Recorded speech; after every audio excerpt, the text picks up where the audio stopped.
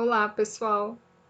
Neste vídeo temos a alegria de compartilhar com vocês um depoimento do Sebastião Pinheiro sobre o Lutz. Sebastião Pinheiro é técnico agrícola pela Unesp, Jaboticabal, São Paulo, formado em 1967.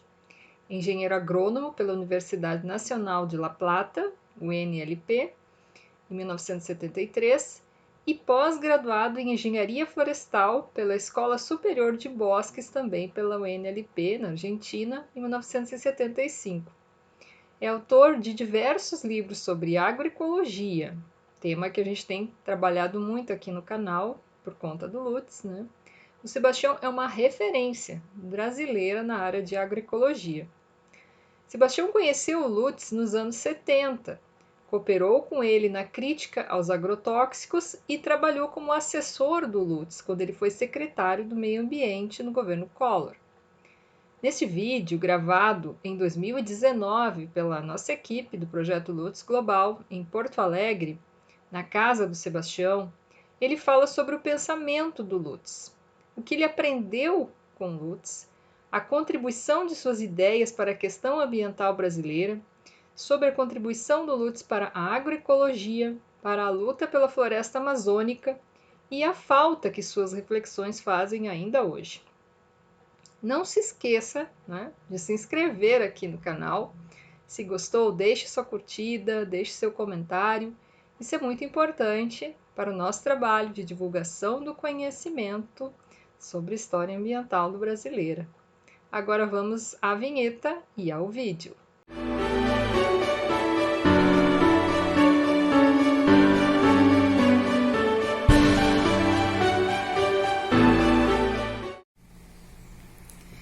Sebastião Pinheiro. Aqui é Helenita, Sara e João Davi, do projeto Lutzenberger Global, que é financiado pelo CNPq. Então, estamos na casa do Sebastião. E assim, a gente gostaria de te perguntar, Sebastião, assim, tu foste, né, amigo, conviveste bastante, né, com José Lutzenberger, se poderia passar assim um pouco a tua visão, né, sobre o Lutzenberger e também as lutas dele, né, a contribuição que o pensamento dele assim trouxe para o ambientalismo, para as questões ambientais brasileiras, né, e o que esse pensamento contribuiu e ainda contribui hoje, vamos dizer assim, para pensar, né, as questões ambientais brasileiras. Conviver com Lutzenberger, para mim, foi uma das grandes experiências de vida. Uma pessoa com uma cultura fantástica, com um comportamento e com uma visão extremamente complexa. No entanto, era uma pessoa comum, que se comportava de forma espontânea e tinha a capacidade de ensinar, mesmo sem fazer nenhum movimento, sem dizer nada, você estava junto a ele aprendendo. Eu aprendi muito. Tive um apoio fantástico no momento em que nós vivíamos, num momento que era um período autoritário de ditadura, e questão ambiental não era uma questão respeitada do ponto de vista de governo, e ele construiu, isso é muito importante, ele construiu esse respeito lentamente, paulatinamente, dentro de uma diversidade, e essa diversidade tem algo fantástico. Se você aplicar hoje as formas, os meios, os processos que ele desenvolvia, estará sempre atual. E poderá passar muito e muito tempo e nós teremos sempre aqueles caminhos e aqueles ensinamentos, aquelas estruturas, aquelas estratégias aplicáveis. Isso é fantástico. É muito difícil para uma pessoa que é técnica, como um engenheiro, como era engenheiro agrônomo, construir esse tipo de comportamento, esse tipo de atividade. Eu aprendi muitíssimo com ele, a raciocinar, a ter lógica, a fazer o pêndulo, o famoso pêndulo, de ir em contra ao poder, justificar as coisas e jogar em favor da sociedade. Lutzenberger faz muita falta hoje, fará falta sempre, mas o legado que ele deixou é algo fantástico para servir de aprendizado. Eu gostaria de ter conhecido os grandes personagens da história. Existem muitos, como Gandhi, existem alguns artistas, como Beethoven, mas eu digo sinceramente, eu creio que Lutzenberger, Paulo Freire, Anísio Teixeira, são brasileiros, assim como Darcy Ribeiro, são brasileiros que trazem orgulho não só ao Brasil, à América Latina. São pessoas que trazem orgulho à humanidade. Eles vão servir de exemplo eternamente.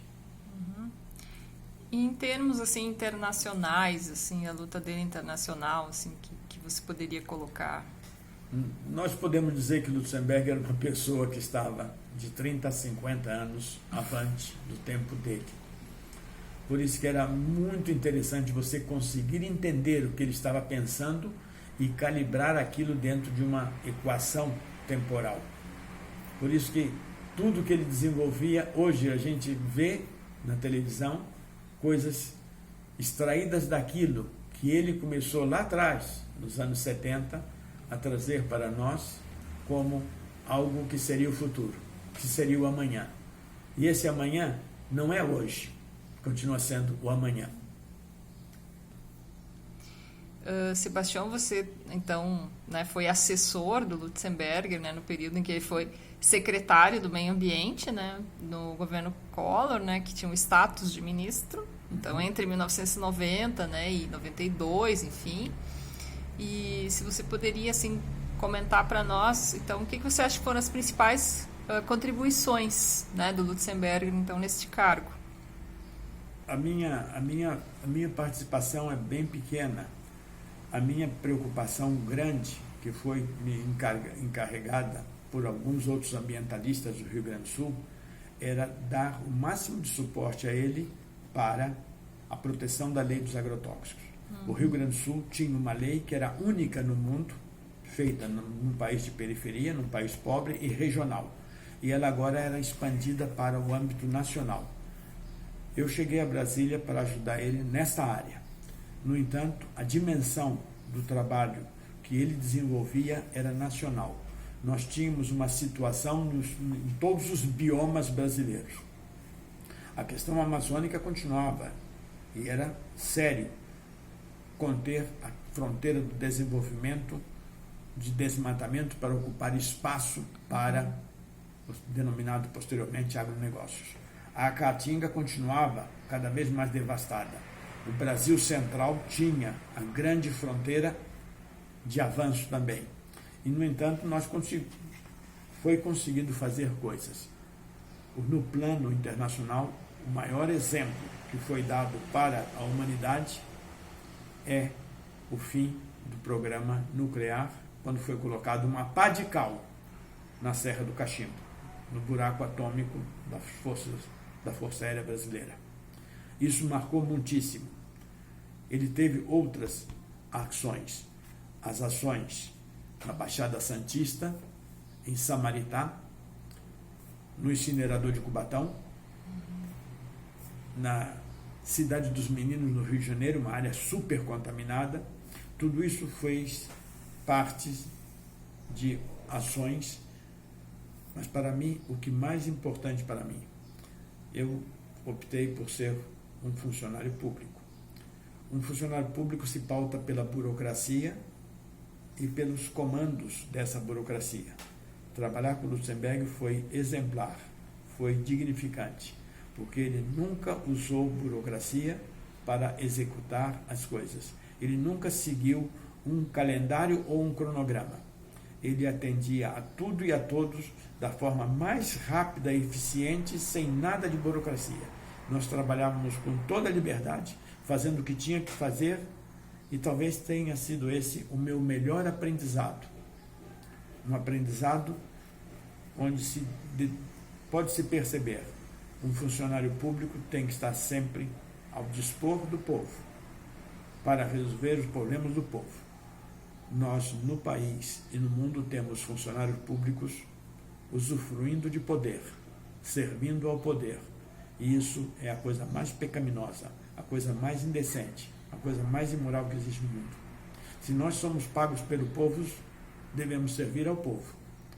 E nós não podemos continuar vendo isso, porque então teremos que tolerar agressões, tolerar ameaças, tolerar coisas que não são condizentes com a realidade do povo, seja ele povo brasileiro, seja o povo de qualquer canto da humanidade.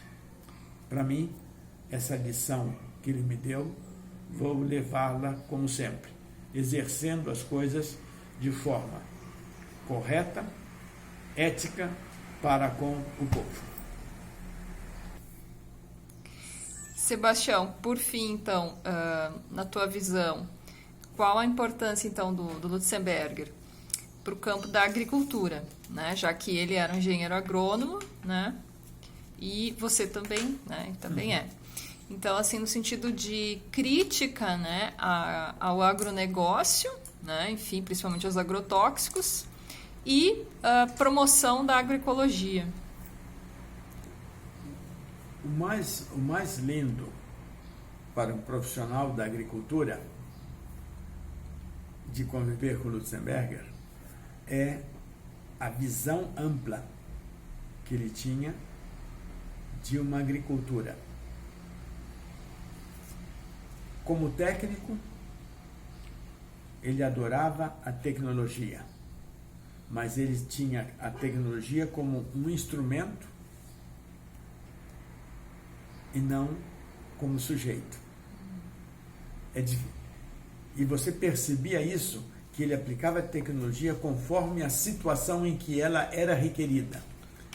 Geralmente não se faz isso. Geralmente os programas são sujeitos e a sociedade é o objeto. Então, quando nós tínhamos que aplicar, ou discutir, ou debater, ou trazer, nós podíamos ver que mudar o eixo da agricultura, que era de interesse do regime, naquela época, autoritário, era o principal, o primordial, o fundamental para se reconstruir uma agricultura onde o agricultor sujeito pudesse ser ele o responsável pela mudança. Ele nos ensinou isso, e o primeiro documento que eu li dele é muito bonito, chama-se A Insídia da Agroquímica. E essa insídia da agroquímica condenava os agrotóxicos. Vocês vão ver, Lutzenberger vai ler um livro, e esse livro vai mudar a vida dele. Esse livro é escrito por uma cientista norte-americana chamada Rachel Carson, e Rachel Carson muda a vida dele. Ele troca um emprego de direção em uma grande corporação internacional alemã, uma representação continental dessa empresa, e ele vai se transformar num lutador e ativista autônomo, sem salário, para construir uma luta fantástica que tem as dimensões do planeta. E nós vamos encontrar ele em qualquer canto do Brasil. Eu, quando encontro pessoas que sabem que eu sou do Sul, que estou no Sul, essas pessoas me dizem: você conviveu com o Lutzenberger? E aí eu digo: por que você pergunta isso? E ele diz assim: porque ele esteve conosco e fez tal coisa assim, assim. E aí você começa a conhecer dimensões, como um livro, um vídeo feito pela PUC de Goiânia chamado A Década da Destruição. É belíssimo você entender aquele vídeo e compreender a dimensão do trabalho. Quando você fala em Chico Mendes, você vê a dimensão do trabalho. Em qualquer lugar onde tem um ribeirinho, onde tem pequenas populações tradicionais, quando tem indígenas, ele deixou um legado e deixou uma saudade. E isso é magnífico para um técnico poder ser lembrado pelo seu povo. Pessoal, se inscrevam no canal. Se gostaram, deixem sua curtida, deixem seu comentário, fazendo perguntas, observações que vocês quiserem. Isso nos motiva bastante a continuar esse trabalho de divulgação do conhecimento de história ambiental no Brasil. Certo? Até o próximo vídeo.